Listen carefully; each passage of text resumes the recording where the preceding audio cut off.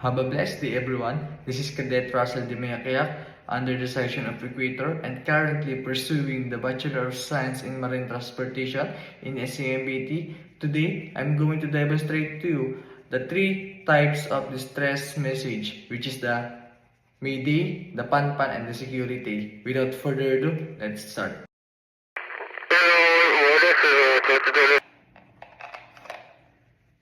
Mayday, Mayday, Mayday, this is MV Polaris, MMSI number 235-762-000 with call sign Delta Alpha November Lima in position 56 degree 13.5 minutes north 121 degree 35.6 west.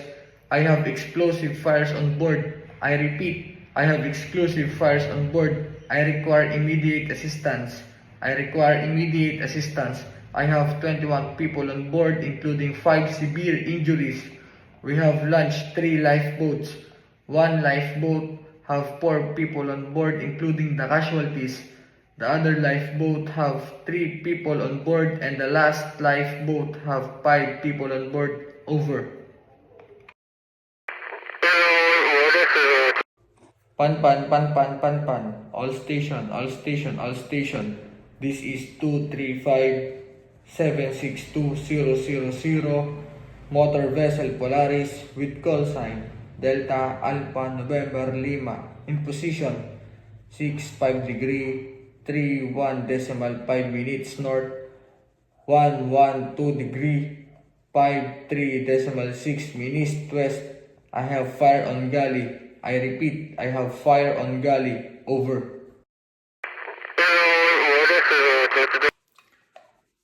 Security, security, security. All station, all station, all station. This is 235-762-000 MV Polaris. Call sign Delta Alpha November Lima.